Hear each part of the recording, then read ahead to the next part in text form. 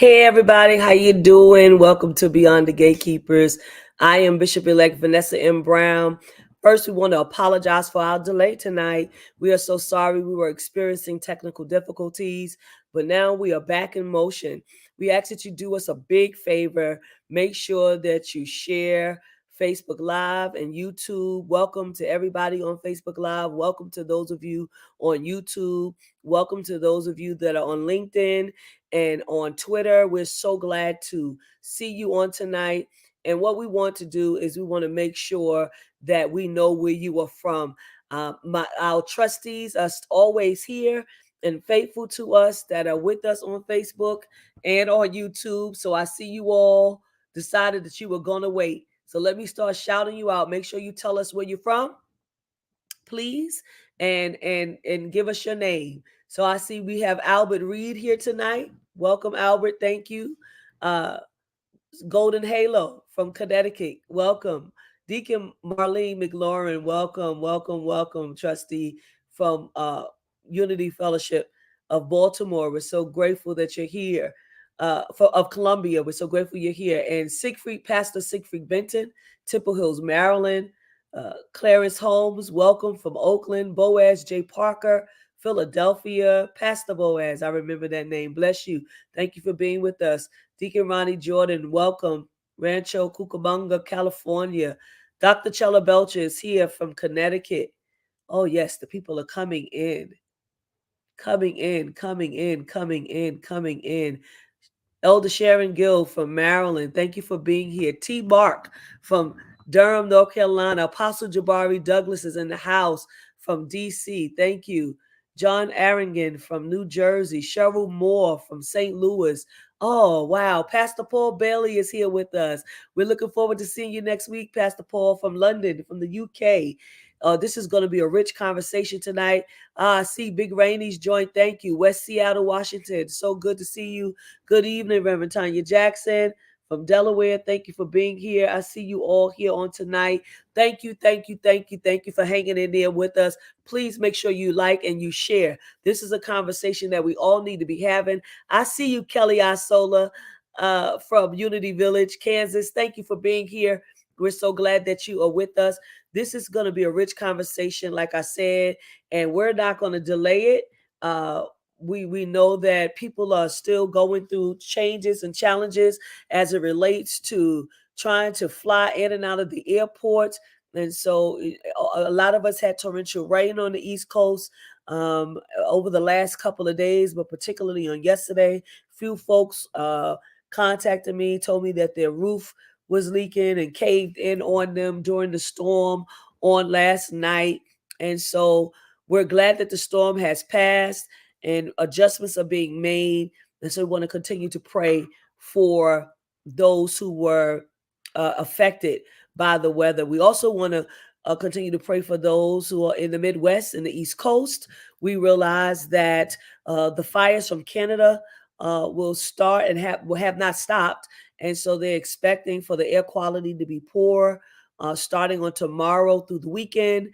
And so we want to remember to keep all of these things in our prayer. And we want to recognize, again, this is Beyond the Gatekeepers. And we speak about current theological issues, current issues in the world. And climate change is an issue in our world that we have yet to address, and that we need to address what is going on with climate change, which is causing the wildfires, which is causing all of the torrential rains and all of the things that are happening in the earth. There is time for us to address climate change. We need to be able to leave a better world for our children, for our grandchildren. Yes. And so let's move on. Let me get to our guest who has been so patient with us. I'm looking forward to having this conversation with him. We have tonight Dr. Joe A. Davis Brown, Esquire, CLC. He is the Chief Visionary Officer of Numos, LLC. And tonight we will be talking about his book, The Souls of Queer Folk, How Understanding LGBTQ plus Culture Can Transform Your Leadership Practice. Dr. Brown, thank you so much for being here with us on tonight. Will you please greet our Facebook and our YouTube audiences tonight. Well, first of all, I just want to say thank you to everybody. So, first of all, thank you to you, Bishop, and I'm going to call you Bishop-elect and Cousin Brown because we share a name in common, and to Right. Bishop Flunder for making space for me. But also, hello, greetings to the global community, and also happy Pride. So, it's still Pride Month, and I want to say happy Pride to those of you who may be members of the community or allies to the community. So, it's a pleasure to be here. Thank you so much. And of course, we cannot go on. We're so grateful tonight that she takes up her time. We know how busy she is and been back and forth on the road. And now we're getting ready to go into convocation. But she is here with us tonight. Bishop Yvette Adrian Flunder, who is the presiding prelate of TFAM, the Fellowship of Affirming Ministries. But more than that, she is the senior pastor of City of Refuge United Church of Christ. Bishop Flunder, will you greet us tonight? Well, of course, it is both my joy and my privilege to be in the company of all of our family throughout the diaspora, just everywhere, all over the United States and world, and particularly to be the connecting tissue, to bring Dr. Joel in conversation with the T family, as we call ourselves. It is so wonderful, so wonderful. What a blessing. And I think of it in relationship to the time that we are living in. This has been quite the month, this June, right? With Juneteenth and Father's Day and Pride, and they all got together in the same month and several different kinds of marches. You know, I pray for the day when we can all march together. That would be That's right. most wonderful. I'm looking forward to that and hope to be a part of helping to bring those realities into existence. I'm so grateful that you're with us, Dr. Joel. So grateful that we'll have an opportunity to hear your vision, what is both in your book and what is in your heart and in Thank your you. mind. This is our time. I have said it to many, many people. This is our time. I believe the scripture is right that the first shall be last and the last first.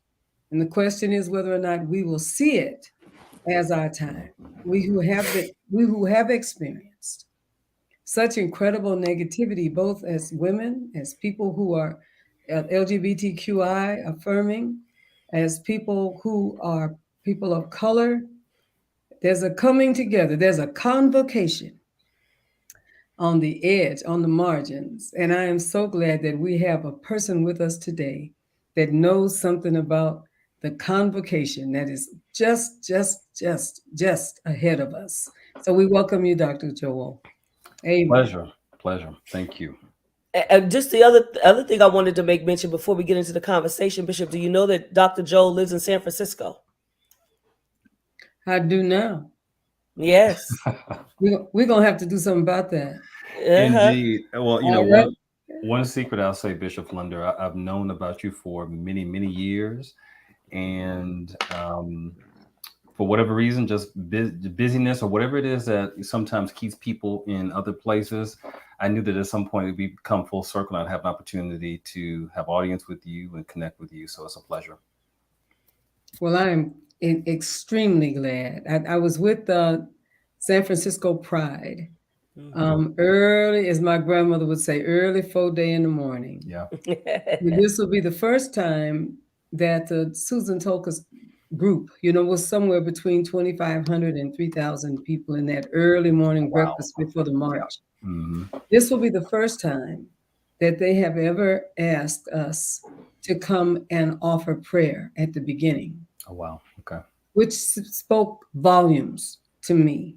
And I know that both of you know what that means, Hmm. that we are as a people coming together according to the will and the wind of God, and coming together, finding our own pathway, not having to essentially dismiss the fact that we are deeply spiritual and divinely, uniquely called to such a time as this. So this is a powerful time. I'm not surprised. And yes, sir, there's a luncheon that we got to get together Break and bread. see it, as we say on Gatekeepers, see how we might be able to whip some devil butt. I'm so sure. I'm so sure that we could be dangerous as a duo. So God bless you, Dr. Joel. I am so glad you're here. Thank you. Blessings. Thank you to both of you.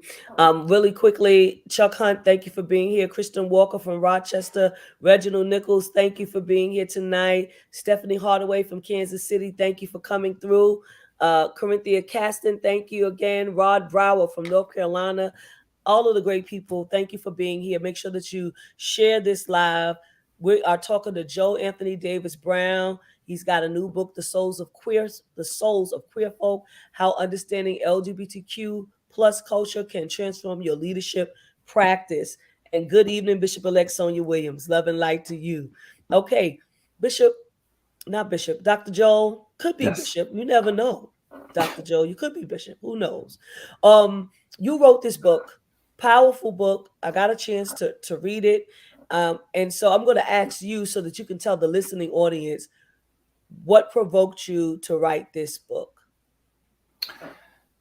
That's a really rich question. So I think initially, what I would say to you is sometimes you are writing something, you're serving as a channel through which something is being expressed.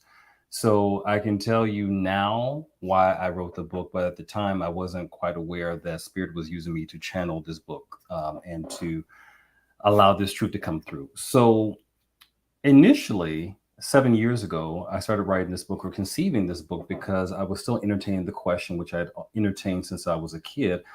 What does it mean to be queer? What does it mean to be LGBTQ? What does it mean to be a member of this community? And while the answers were clear, have been clear when I think about being Black and being Native American, I still thought that the question needed to be investigated and it needed to be researched. So I began that inquiry trying to connect with that inner child and say, what is it that makes us special? Knowing that there's some essence, some quality that makes us who we are, but wanting to quantify that, wanting to actually have some words and some language to actually define what that is. And that began this journey of doing some research on the community to say what makes us unique, what gives us our special talent, what allows us to have this unique space within society. What I realized at some point as I went through and did the exercise is not only do we have special talents, which I've already always suspected, but that the things that we possess and the things that we stand for are what the world needs on a greater level. So what do I mean by that? When we look at where the world is, not just in the last 5 years or 10 years, but where the world has been trending or how the world has been trending over the last, I would say, 50 years, what's become obvious is that there's been a lot of volatility, a lot of uncertainty, complexity, and ambiguity. And in fact, social scientists are calling it VUCA.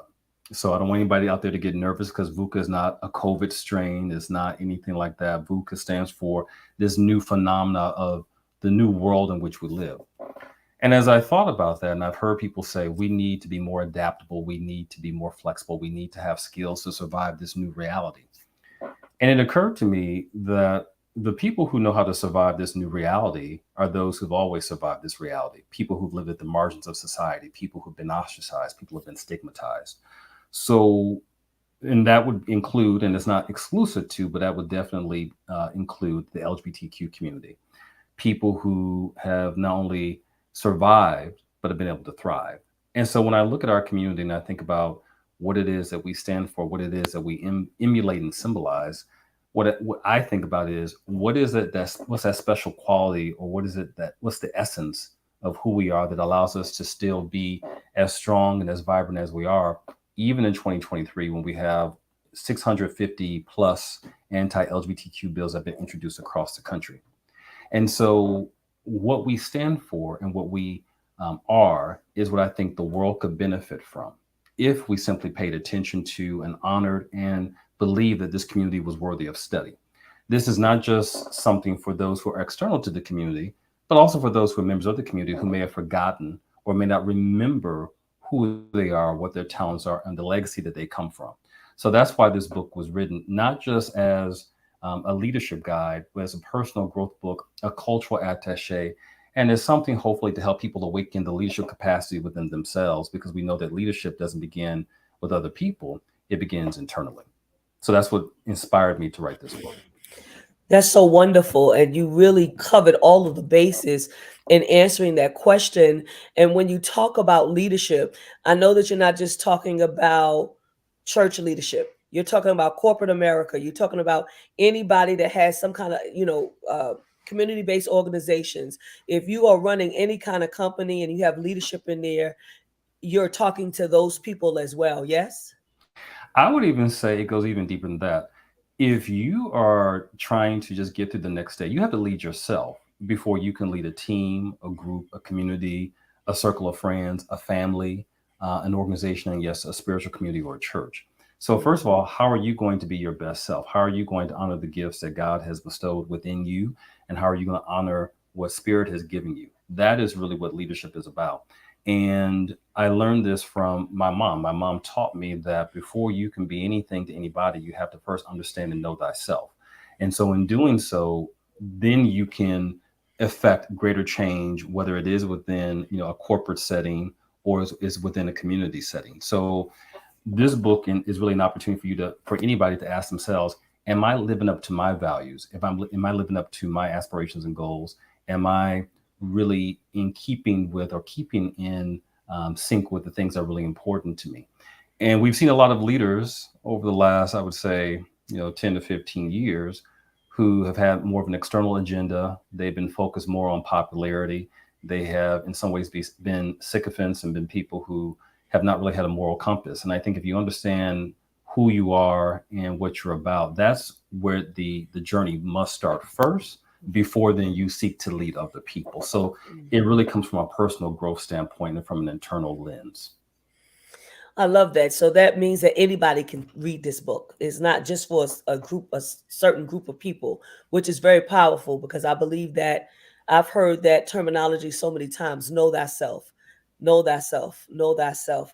And I think that it takes a lot of internal work to really know yourself before you can lead someone else. And I think a lot of people take that opportunity and they start leading before they even know who they are.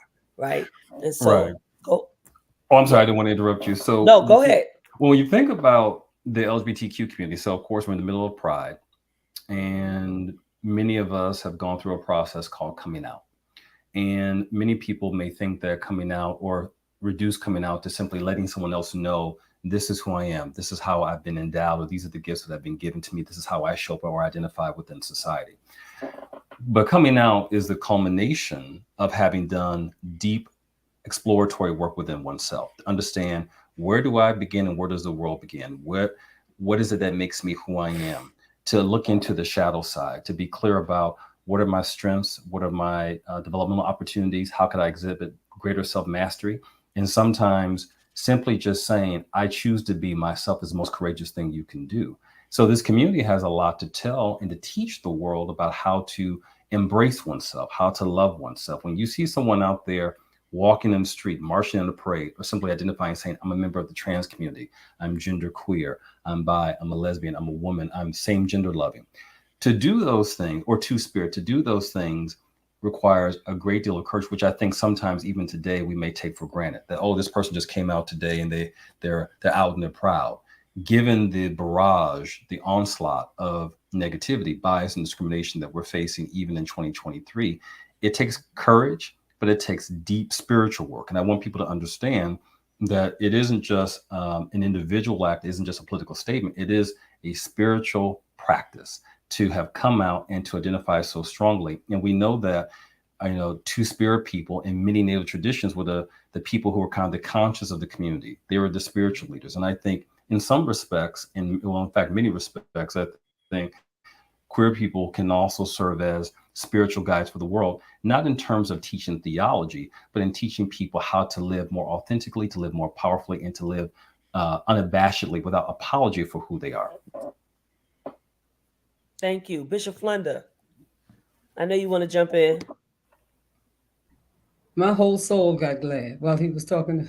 and, Mine's and too. So my I said I whole was going to wait to see if she's going to jump in. my whole soul wanted to leap over walls, and it's such a blessing because I want to affirm everything that I've heard, and I said self affirmation is a task uh, when you have a number of things standing over you suggesting that you are less than, that you definitely are.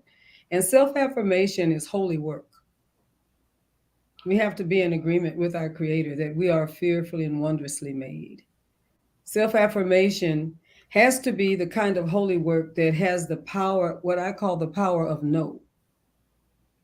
And I'm not talking about KNOW, I'm talking about NO, the power of no, I'm not going to hear that. No, I'm not going to do that. No, I'm not going to believe that. That's where you coming from, but that is not the place where I am. And I think that our yes begins when we fully embrace authentic no. There's some things that have to be shut down, I think, before our true ability to blossom. Blossom being self-care, to be able to give ourselves a definitive yes, a definitive you are the righteousness of God, a definitive you are fearfully and wondrously made, a definitive a sense of I was placed into time by the hand of God for a purpose, on purpose. Those kinds of things that Dr. Joel is talking about has to come also with our ability to be what I have come to call company to ourselves. Mm-hmm. Learning to love you is a whole lot more than dressing up. It's a whole lot more than getting a degree. It's a whole lot more than quoting scripture.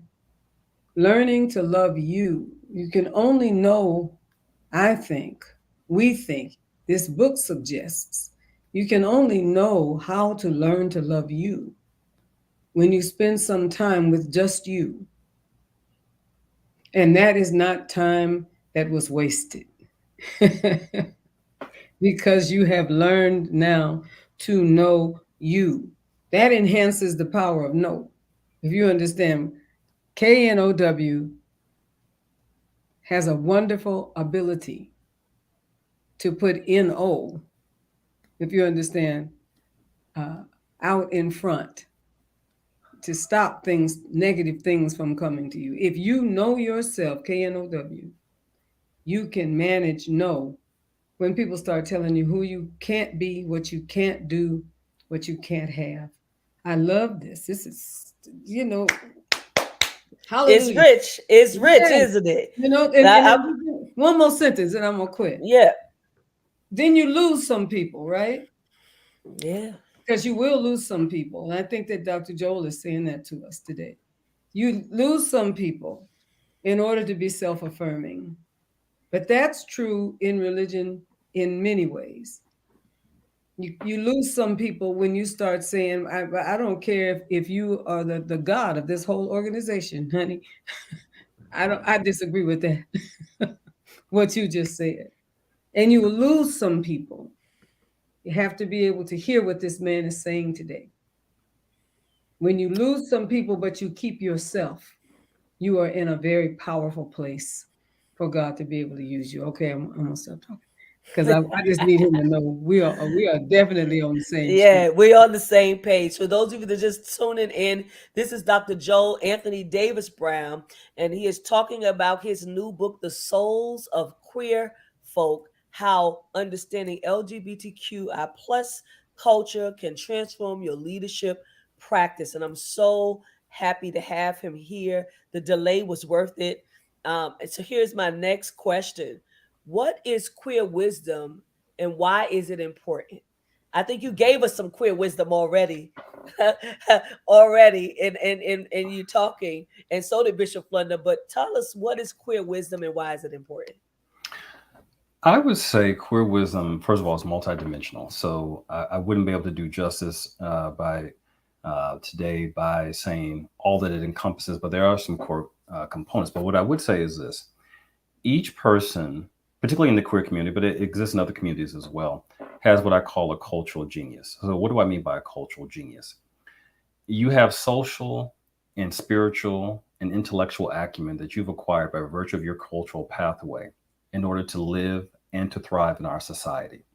Sometimes when we think about leadership wisdom, or we think about leadership, we think you have to have an MBA, you have to have gone to Harvard, you have to have gone to some prestigious school, you have to have a title. But if you've been able to get up and to affirm yourself and to hold on to your dignity, I always like to use a metaphor of walking through a hallway where there's wind and you're holding a candle. And if you can walk through that hallway and keep that flame lit, if you can still hold on to some part of yourself, there's some wisdom there that needs to be shared, because there are a lot of people in the world who have not been able to hold on to who they are. They may not even been able to discover who they are, not because the elements are not there, but because they haven't been given permission. They haven't been told that who they are has value. They've not been shown the way. So queer wisdom, if we had to reduce it down to its core component, is the ability to navigate a multicultural society and still to be able to love, embrace, and understand who you are at a fundamental level, and to be unapologetic about it. Now, how does that show up? There are many different ways in which queer wisdom can show up. For example, it can show up in terms of authenticity. And so what do we mean by authenticity? Authenticity is not it's not what we see now with social media. It's not what we see in 2023, which sometimes can be, let me tell you how much money I have. Let me tell you what fabulous vacation I've gone on, because that's the type of authenticity that's really based on externality. I'm talking about the type of authenticity when no one's there to give you applause, when you don't have anyone pushing you or egging you on to say, this is what you need to do. Authenticity is that internal compass that says, this is in keeping with my highest self. How am I going to be my highest self? How am I going to make sure that I stay on the path, despite the distractions and the naysayers who say, you should do something different. You should be somebody different. Who you are is not ideal or popular. And I've had to go through that, right? So I remember, for example, many years ago, I remember just as clear as today, as any day, May 17th, 1995, when I came out. And I remember I was with my dad, and my dad, the first time I told him that I was gay, he asked me to pass the salt and pepper because we had a restaurant. So he wanted to continue to eat his food. And then several hours later, he said, you seem distraught. And I said, I'm gay. And so my dad said, well, you want to get some ice cream because it's kind of a nice day outside and it's hot. Let's get some ice cream. And then later on that afternoon, my dad said, you've been really quiet. Is everything okay? And I finally said to him, I need you to listen, and I need you to be quiet and patient to hear what I'm telling you.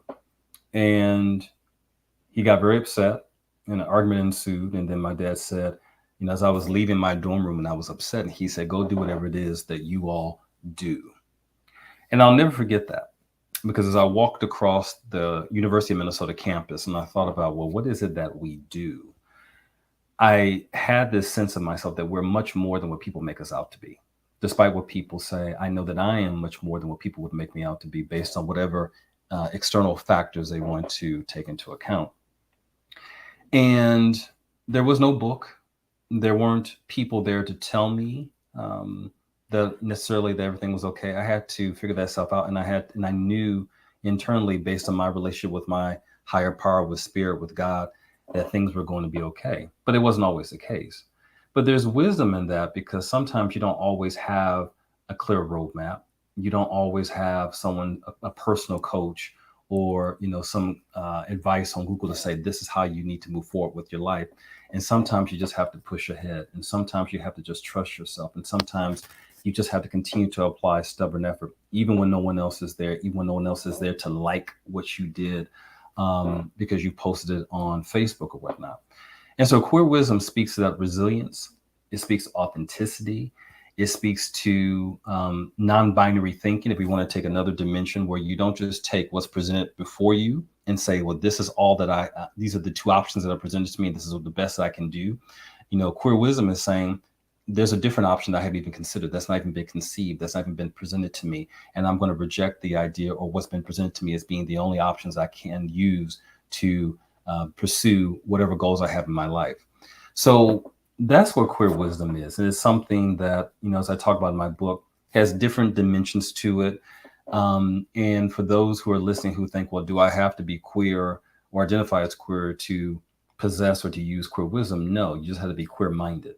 And queer-minded means being able to recognize and understand and leverage the value of the queer community, but then to apply it to yourself, because we can learn from every community if we so choose, if we make the decision. And part of the reason why we're facing the issues that we are facing right now on Earth is because we don't allow everybody to be at the table. And so, for example, in California, where I'm bi-coastal now, so I'm between New York and the Bay. We know that California has had wildfires going back to 2018. And then I heard people talking that, well, a lot of the indigenous communities have done this thing called forest sweeping, which would allow the state to reduce its exposure to wildfire. There's wisdom that was already there. We just chose to ignore it. And my hope and my invitation to people is to recognize the wisdom that the queer community possesses and to use it not as a matter of last resort, but use it as an opportunity to be one's best self right here, right now. So powerful, queer minded. That stuck out to me. But one of the things you also said, it was talking about being your highest self. And Bishop Flunder always talks about, you know, talking about us being our best and highest self. Not about perfection, Right. right? But she always mentions about being your best and highest self. And so I'm wondering, for someone who is, and I hate the word struggling because people use the word struggling a lot, but for someone who is going through the difficulties and transitions in terms of coming out, right? Like you told your dad had his first, he was I think he heard you, but I Oh, mean, he you did. know, Yeah. he had his reaction to it at the end of the day. What would you say to someone, particularly someone that is young, who wants to, finally say they want to come out or they want to invite people in, either way you want to say it. They want to do this, but they face this same difficulty that you had to face. Mm. Oh my! As I think about that, I just think back to the little boy that I was, and I was struggling. And I'm going to use the term "struggle" to make it real I and got you. accessible Yeah. with it. I think the first thing that I had to remember is that there's beauty in an audience of one. There's beauty. There's power in one. Um, Sometimes we think that we need to have affirmation from the crowd, but sometimes, my parents and my mom in particular said, um, "Do you want to be a follower? Or do you want to be a leader?" And sometimes, again, being a leader means that you have to tread your own path, that you have to decide who you want to be, even if no one else follows you, and that's okay. And I think just recognizing that if no one else understands or recognizes your story, if no one else cares to honor who you are, knowing that you are meant for greatness and you're meant for divine things, remembering that when times get tough. I think making sure that you surround yourself with people and places and experiences that affirm you.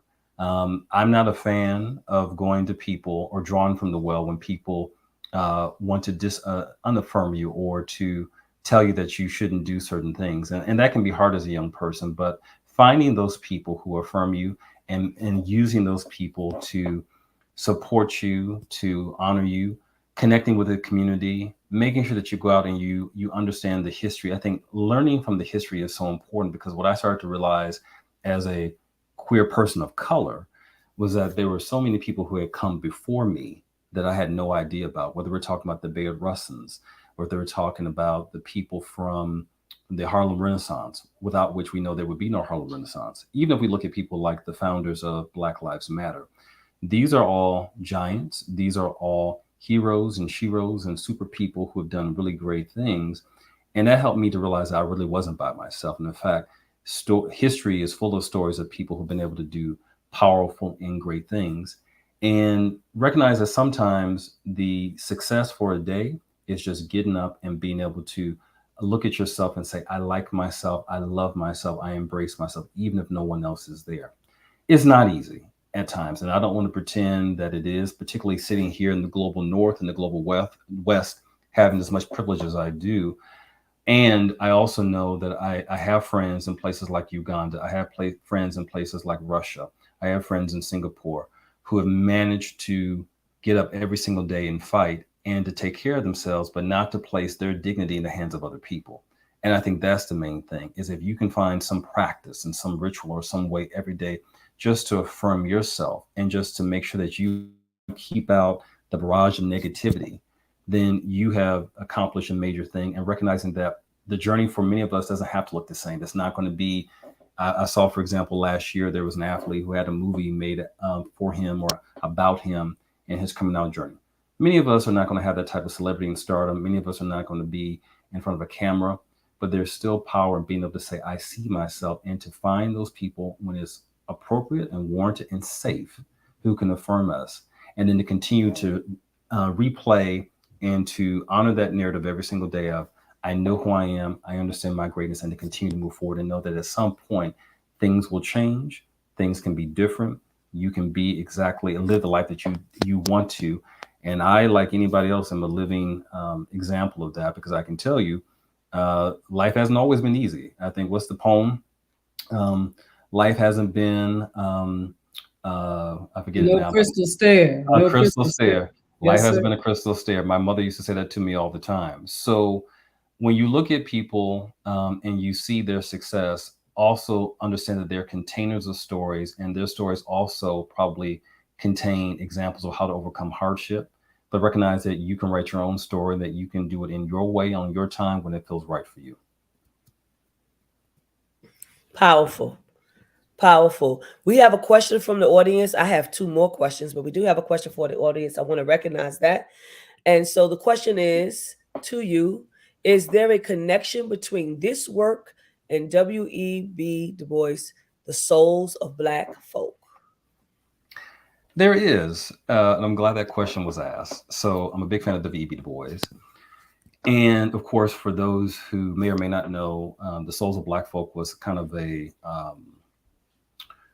it was, in my mind, one of the critical pieces of literature that really helped to humanize Black people, and to really tell the stories of Black people in our own terms, in our own language, and in our own way. And so as I thought about what to name this book, I thought, what a better way to do that than to harken back to what W.E.B. Du Bois has done for African Americans and Black people, and to title it in that way. Now, I am in no way comparing myself to W.E.B. Du Bois. I want to be very clear about that. I am not saying that I am even in that field, but I certainly have that goal, and I certainly have that objective, and I don't shy away from that. I want young people, young at heart people, people all over the world, to be able to read this book and to be able to find some measure of love and dignity and comfort and safety. And if that's what happens, even for one person, then I've been successful. But that is exactly where the book title comes from. Is it harkens back to that book that was so pivotal for me when I read it, The Souls of Black Folk by W.E.B. Du Bois. Well, just by you talking, you've already been successful. I can tell you that. Just looking at the chat, there's a brother that just said, I just told myself, if nobody affirms me, I must affirm me. So, And so it is. and so it is. And so it is. Here is another question. What are LGBTQ leadership lessons, and how can they elevate and transform leadership practice? Well, there's a lot there. And so I'm not going to say just read the book, but I'm going to offer one example. So let's talk about resilience. And so a lot of times when people talk about resilience, there's this assumption that resilience is something that can't be cultivated. And there's this idea that resilience is just a result of just stubborn effort. Resilience also works in a spiritual way, in a mental way, in an emotional way. When you catch yourself, for example, going down a negative path, having a negative thought pattern, you have to, well, I shouldn't say you have to, it would be a good idea. I'm going to invite you to think about how you can disrupt that negative thought pattern. So what I tell people all the time is, I am not perfect, but I certainly at this point in my life know when I'm going in the path or in a direction when I'm not being in my best self. I know how to recognize it, I know how to correct it, and I know how to affirm and to think differently, which then leads me and directs my behavior, my body, my actions in a different way. So that is an aspect of queer wisdom. And what I would say to the person who posed the question is, what's your resilient practice? What is your practice for being clear about your thoughts, by interrogating your thoughts? How often do you take time for wellness? What do you do to feed your spirit? What do you do to set a boundary so that you are open to influence, but you're not going to be controlled by negativity? Those are just some of the tidbits and the recommendations I would give to anybody in terms of queer wisdom and how you can improve your leadership practice. Because if you can show resilience and if you can show wellness, people are going to see that how you show up as a leader gets modeled. And I see a lot of leaders who, for example, will model fatigue, burnout, and they wear it as though there's this badge of courage. I haven't gotten much sleep. I didn't eat lunch. I'm going living off of just one cup of coffee, and then they wonder why their team or their people or the people around them are operating the same way. So how you do anything is how you do everything. And please know that people are watching you. So if you can develop and cultivate a resilience practice, others can do the same thing as well. I like that. How you do anything is how you do everything. Bishop Flunder, go ahead. I'm back here saying amen and amen and amen and amen. There's one thing that comes to my mind, that there are a number of people who out there who come to us by night. Let's put it Mm, that way. And want to talk secretly and say it's code language. Well, Bishop, you understand, or we're very much alike, you and I. I consider that code language in some right. ways. And what I have found out in over time, and particularly being the daughter of a large denomination, let's put it that way, and there are so many people who are so afraid to disagree with a whole lot of people, essentially to be a minority in a mega majority. And folks will go so far as to say, I know that I'm not really right. I know I couldn't be right if that many people believe that I'm wrong. Mm, I've heard that in different ways for a very, very long time. I mm, have my own realities around self affirmation, and that has so much to do with self love, and embracing the gift of otherness, because I mm. consider it to be a gift. But I would love to know, in your heart and in your journey and in your writing, what would you say to the many who are listening now, who feel like, or who know that they are queer people, or affirming of queer people, affirming because they consider that in many cases also dangerous, and particularly be open about it? What would you say to them Mm. when you have a belief that causes you to disagree with a whole lot of people, but you stand firm on what it is that you have come to believe, either about self or about Mhm. allowing other people's self to also come to front? Go ahead. Yeah, I don't know if I have the perfect answer, but what I will say is this: when it comes to who you are as an individual, there is no other subject matter expert than you. And so the numbers, the multitude, the masses don't really matter, because ultimately you know yourself better than anybody else. You've been endowed, given, blessed with knowledge, insight, and wisdom that serves you if you choose to honor it. And I would say the times in my life, if I'm being completely candid, when I have honored my truth, my wisdom, my insight, things have always gone well. It is only when I've shied away from my truth, my intuition, either about a job, a relationship, a location, friends, circumstances, a trip, what have you, that I found myself being pulled further away from the life, the experience, the reality that I want. But it only takes one person to know oneself, and that person, the most important person, is you. And you can't help but to be anybody else than you, no matter how hard you try, no matter what you do, no matter how far you may try to go to or assume a different identity. You will only be yourself. And so why well, what I always ask people is, what I had to ask myself at some point is, how much time do you want to spend trying to do something that is ultimately going to be unsuccessful, rather than being the person who you are, which will lead you to all the success, all the joy, and all the fulfillment that you could possibly want. But when it comes to who I am, for example, and I said this to myself again in middle school, the number one subject matter expert, the only subject matter expert when it comes to knowing who Joel is me. And so therefore the multitude and the masses didn't matter. I'd like to go just a little further, if you'll let me, Please, Bishop. absolutely. And so then what would we say to those friends of ours? Let's go back to the people who came to Jesus by night, Yeah. okay, who affirm the LGBTQI community. And again, it's the same for women who desire women's rights, people who people of color who look for equity and such. What would you say to the person who says, I'm in there with you? I've heard this a lot, by the way.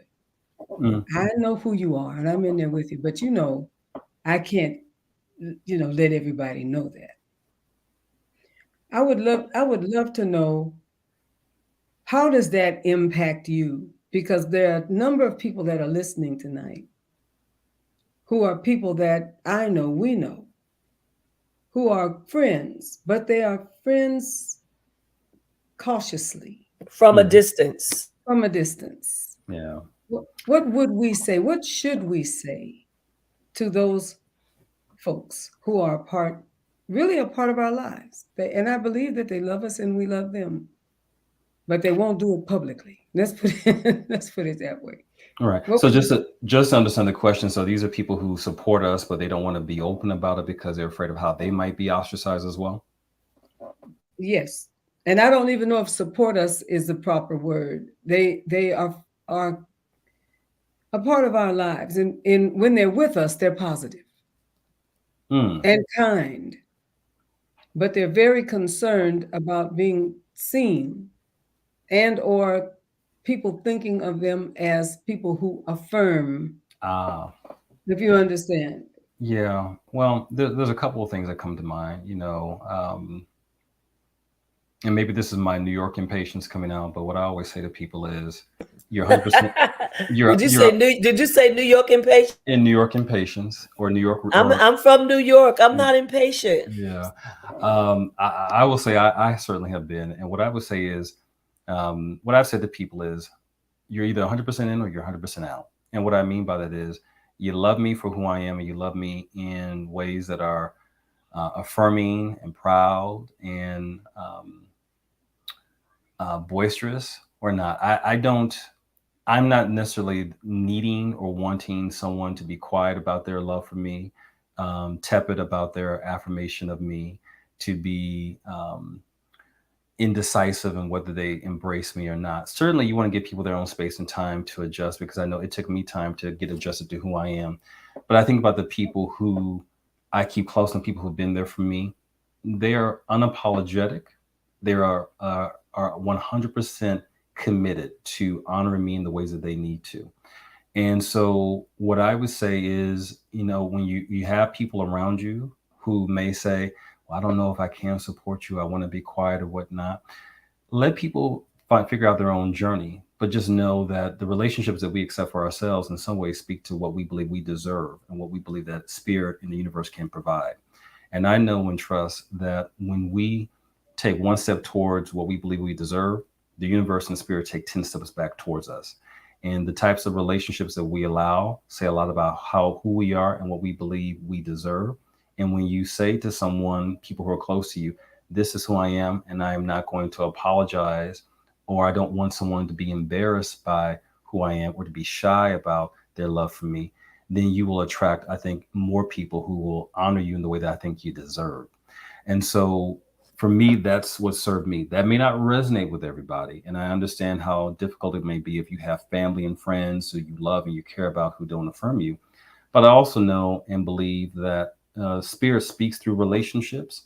And I also know that not all family is biological family. There's power in chosen family. And when you can find and identify with people who are going to love you out loud for who you are, that's the best love that you can find. When people say, this is my friend, this is my sibling, this is my homie, this is my whomever, and I love them exactly who they are. That is the quintessential love of spirit and God. And I think everybody deserves to feel that way.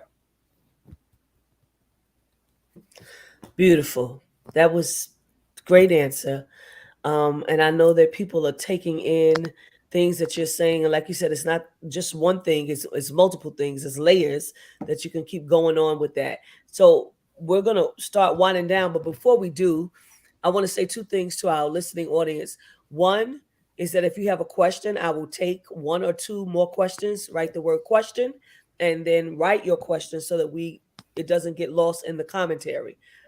Okay, so we want to invite you to post your questions. Please type the word question before it so it can be seen easily. Second thing, we've been talking about this book, talking about this book, talking about this book, but I have not told you how you can get this book.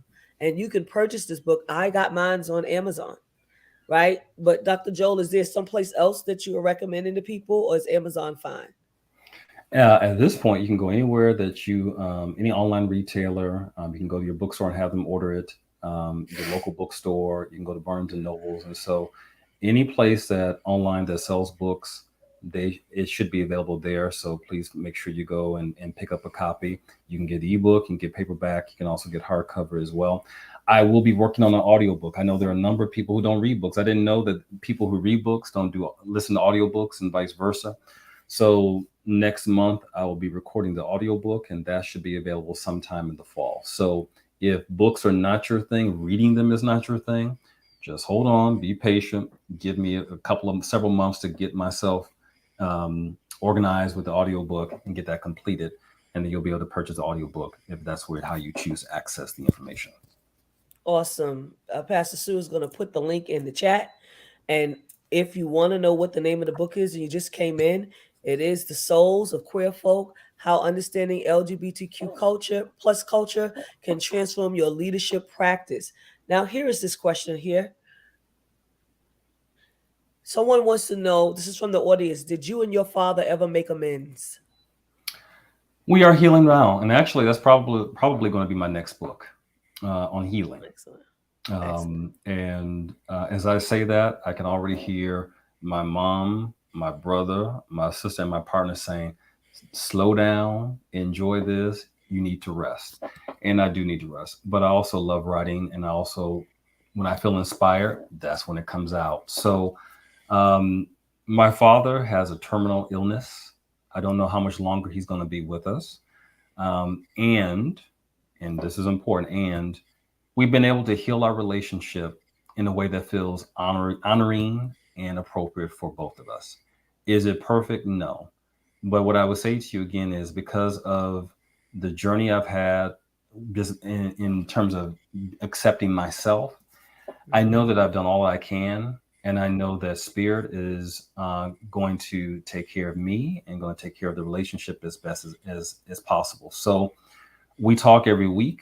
My father is still, I would say, not respectful of the LGBTQ experience.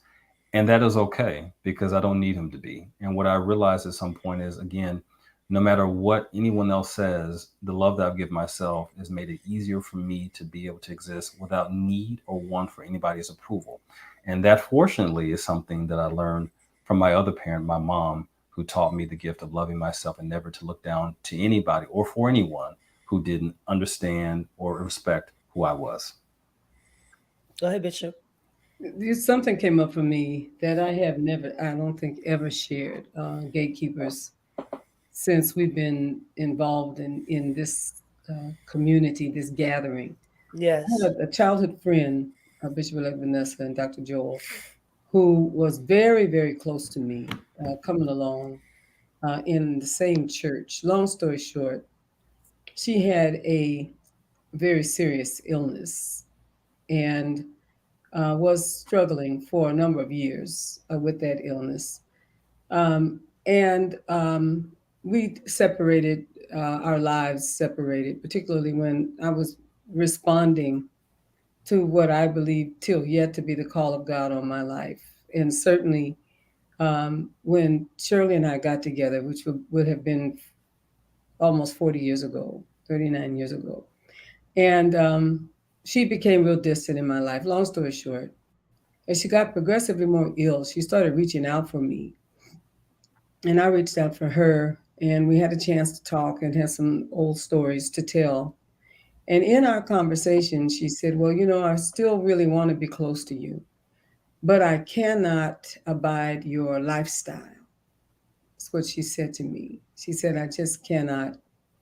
I just cannot. Those were her words to me. And I carried it for a few days, and I called her back because I knew she was imminently terminal. That's also important for me to say. And she said, just know, Yvette, that you are still my sister. And my response to her was, no, I'm not. Because essentially I come as a package. And it essentially, if you do not, or if you're not able to see the power and the beauty of the relationship that I have with Shirley, then I'm not angry with you, but we just can't mix. We can't have familial encounters because that's not going to work for me. It's not going to work. It's just not going to work. You know. And not too long after that, she passed away. And I remember thinking that I would wrestle. Can I just say this? That I would wrestle with myself because I opted not to be a part of the memorial. But interestingly, I didn't wrestle with myself because I realized that, and I know this will help somebody tonight. I realized she made a decision about what she could not do in my regard. But I also made a decision about what I could not do in her regard. And I guess what I'm reaching out to all of those of you who are listening to this great man tonight, there are some lines that do have to be drawn. Otherwise, you'll constantly get pulled back into a place, and the place that pulls you back will consider you to still be weak and broken because those settings will not affirm you. I would venture to say that what he is speaking over us today is a way for us to all who are othered be our best and highest selves. And remember, the Jesus that we talk about, the Christ that we talk about, had to experience exactly what it is that we're talking right now for different reasons. For different reasons. But remember, the principal reason was because he did not follow the law that was instituted by the religion of his time. They crucified him, they killed him because of his otherness. That was the principal reason that he was killed. Give us Barabbas. Kill Jesus because he's a problem. His otherness. I want to say that to you. I want to testify to you today that I'm not carrying any guilt. I would tell you if I was. I would tell you if I had a little guilt left over from the decision that I made. But the reason I'm testifying tonight is because I heard the word of the Lord through this man to say to you that on the other side of making that decision, I don't feel any guilt. What I do know is that I told my truth with my life. And I encourage you, tell your truth with your life. And the doors that are for you will open for you. God bless you. Thank you so So much, it Bishop is. Flunder. Yes. And so it is. Dr. Joel, for your transparency and telling us about your dad, something very personal. Bishop Flunder, for telling your story as well. Just, I feel like it's just opening up a way. I know that somebody's going to listen to this program on tomorrow, or next week, next month, even next year, because it stays up and they're going to hear the words that were spoken. Both testimonies are so powerful and they're resonating throughout this Facebook, throughout the YouTube, throughout Twitter, throughout the virtual world. Someone else, not just those people on here, but those that will hear this later will need to hear exactly the words that you spoke. Let me just go to this very last question. This is going to be the last question of the evening. As it relates to the book, what is the inclusion paradox and how does it illustrate the current situation for marginalized communities? And we've got a big current situation. Okay. And I think I understand the question, the inclusion paradox. People will tell you that inclusion means that you respect everybody. And I do think you should respect everybody, but I don't think you should accept every opinion, and I don't think you should accept all behavior. Inclusion does not mean that you allow and tolerate people who would disrespect or dishonor your humanity. And that is, again, the inclusion paradox. And so at some point, there cannot be complete inclusion if there are people there who would desecrate your humanity.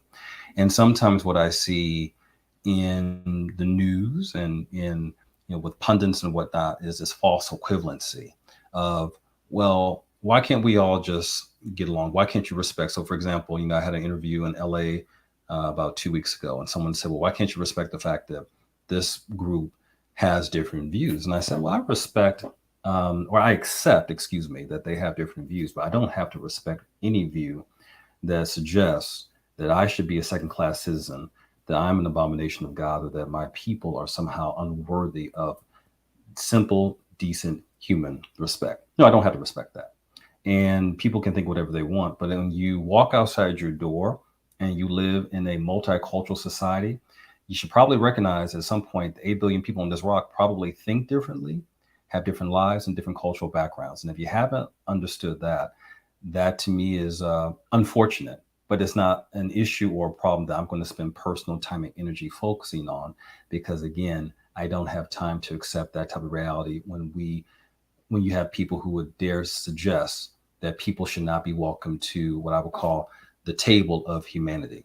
So that to me is, I think, the understanding with any of us who are seeking greater acceptance, any of us who work on the front lines of equity, inclusion, and belonging, not to let people tell you that you have to accept people telling you that you do not belong, that you do not deserve human rights, and that you should not be treated the same as anybody else who is a law-abiding, respectful person within our society. That I don't accept, and that is, again, speaking to the paradox of inclusion. Thank you. You said something. There cannot be true inclusion if there are people there who desecrate your humanity. Yes and amen. And Ashe. Ashe. Ashe. Dr. Joel, thank you so much for what you have given us on tonight. Thank you so much for sharing, being transparent. Thank you for writing this book. I feel like it is definitely one of those liberation books that they won't be able to burn. I really That they, appreciate that, and I just want to say thank you to all of to you, cousin Bishop-elect Brown, to Bishop Flunder, and to the community here for feeding me tonight, for teaching me. Everybody here has taught me something, energetically or not, and just for this community. This is what feeds me and what sustains me. I look forward to more conversations and breaking bread, particularly with my folks in the Bay Area fairly soon. So thank you very much. Well, you can't just do it in the Bay. You say you come to New York, so you don't want to have lunch with me either. Come I'm on. in New York right now, so whenever you're ready to have lunch, dinner, breakfast, we can do that for sure. Awesome, awesome, awesome. That's so good. Thank you all. We're going to go to a few advertisements and then we're going to come back. God bless you tonight. Thank you, everyone, for hanging in there. We had a little bit of technical difficulty. It does happen to us from time to time, but I know you know that the gatekeepers is well worth the wait. I'm going to encourage you tonight to support our broadcasts by sending a donation via Cash App to $TFAM Annual or PayPal at www.paypal.me/TFAMJustice. I know you hear this from us every week, but I'm going to encourage you. Give.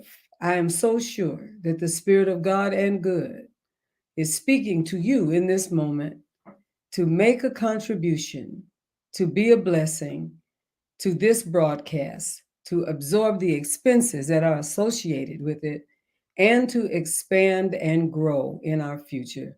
God bless you. And I certainly do want to invite you to the TFAM Holy Convocation 2023.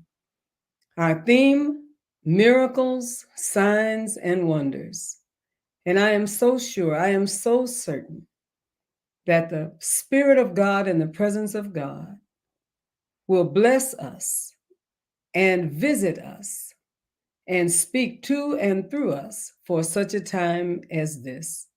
It's the greatest convocation that we have had numerically in the history of TFAM, but it still won't be all of what it needs to be without you, if you are called to be a part of it. Registration is still open. I encourage you to get in touch with us. You can do it not only through following the prompts that are in this advertisement, but also there is a TFAM app you can get online, and you can find out what is happening from day to day and perhaps get some of your questions answered that way. Then, of course, you can visit www.radicallyinclusive, RADICALLYINCLUSIVE.org, radicallyinclusive.org, and all of the information that you're looking for will be there. You can still make it. Don't miss it. Miracles, Signs and Wonders, Holy Convocation 2023. God bless you. Thank you, Bishop, for that. Let me just say there's going to be some great guests that we have. Dr. Carrie Day will be with us. Bishop William Barber will be with us. The list goes on. Dante King will be with us. So many great people. Christian Smith. We're so grateful for the cadre of people that are coming our way on July 5th through the 9th. And so we hope that you get a chance to register and join us in Atlanta for that convocation. Dr. Joel, thank you so much. We look forward to seeing you again and meeting with you again. We appreciate your insight and your queer wisdom. Powerful, powerful, powerful. Thank you so very much. And thank you to all of those who have been watching us tonight on Beyond the Gatekeepers. We say God bless you and have a great night.